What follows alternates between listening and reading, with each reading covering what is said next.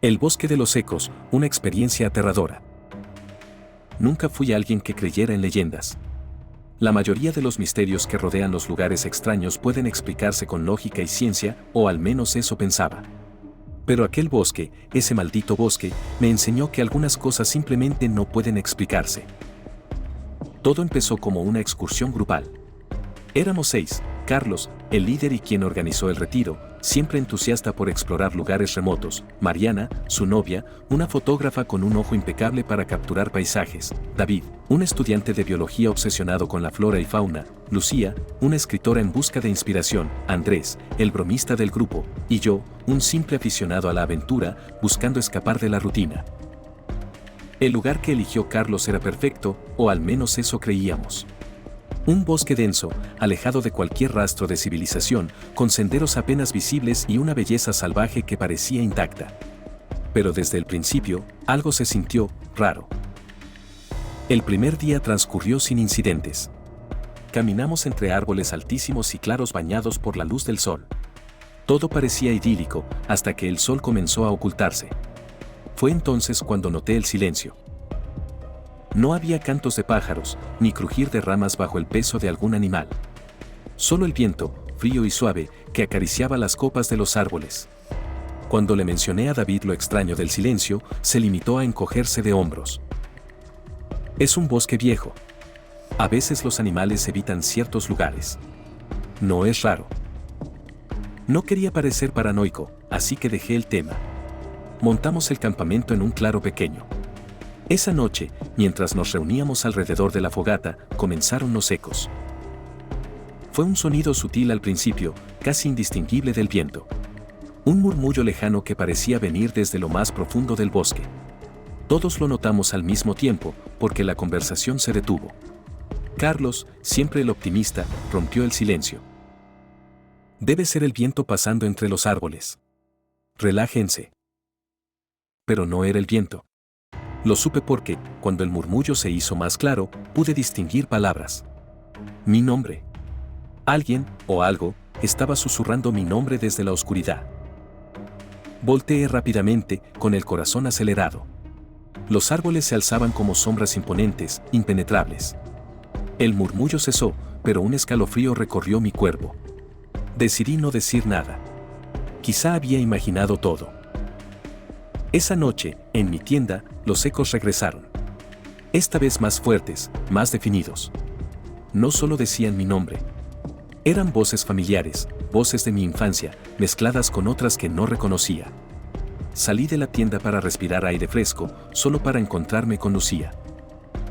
¿Los escuchaste también?, me preguntó en un susurro. Asentí, incapaz de hablar. No estábamos solos en ese bosque. A la mañana siguiente, todos estábamos tensos. Mariana se quejaba de haber escuchado risas en la madrugada, y Andrés bromeaba para aliviar el ambiente, aunque su risa sonaba forzada. Carlos insistió en que siguiéramos avanzando. Decía que los ecos eran algún fenómeno natural, quizás el viento resonando en las colinas.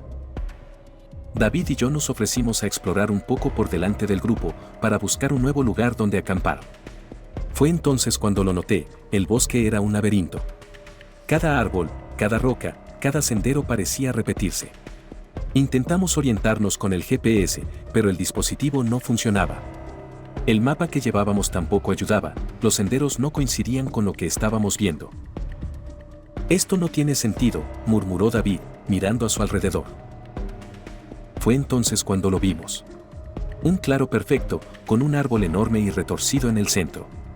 Al principio pensé que era hermoso, un espectáculo digno de fotografiar, pero cuando Mariana llegó con el grupo, palideció. Es imposible, dijo con voz temblorosa. Ya pasamos por aquí.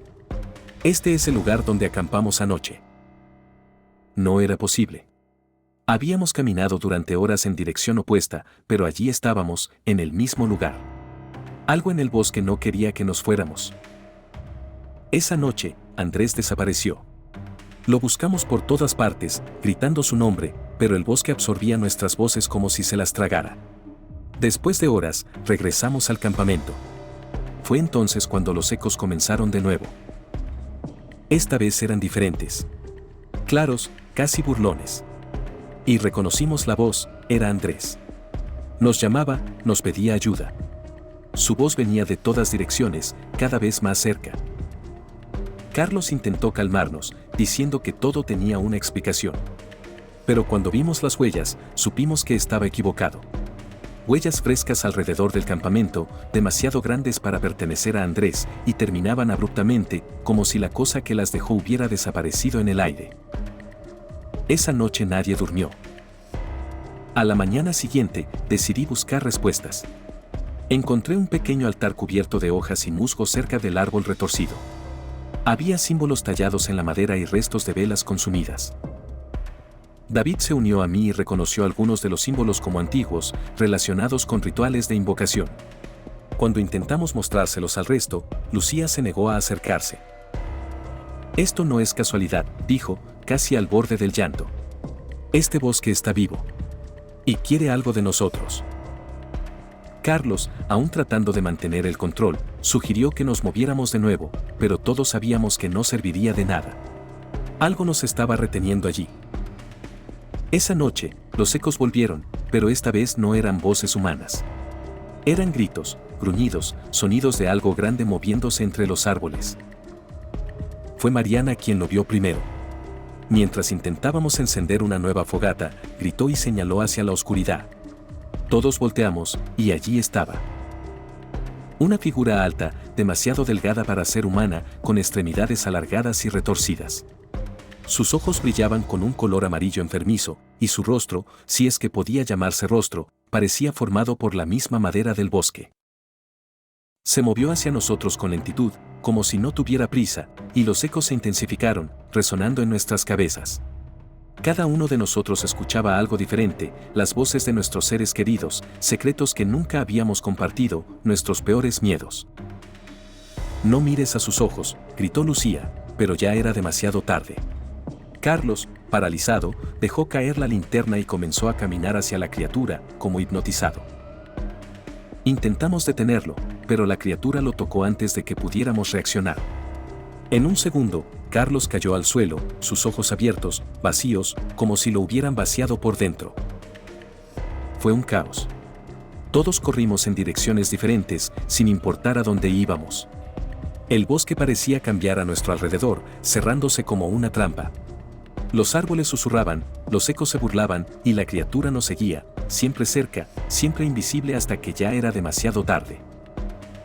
Finalmente, Lucía y yo nos encontramos en un claro. Ambos estábamos heridos, temblando de miedo. Ella me miró con lágrimas en los ojos. No vamos a salir de aquí, ¿verdad? No supe qué responder. Pero en mi mente, una idea horrible comenzaba a formarse, alguien tendría que quedarse. El bosque no nos dejaría ir a todos. No sé cómo salí. Mi memoria es un borrón. Recuerdo a Lucía empujándome, gritándome que corriera mientras los ecos se intensificaban, mezclándose con su voz. Corrí sin mirar atrás, hasta que el bosque terminó de golpe y me encontré en la carretera. Una patrulla me encontró horas después, deshidratado y cubierto de heridas. Cuando traté de explicar lo que había pasado, nadie me creyó. Dijeron que había alucinado, que había estado solo todo el tiempo. Pero todavía escucho los ecos. Por las noches, en la oscuridad de mi apartamento, oigo sus voces. A veces llaman mi nombre, a veces son risas, y otras, es Lucía, pidiendo ayuda. Y sé que algún día, el bosque vendrá por mí de nuevo.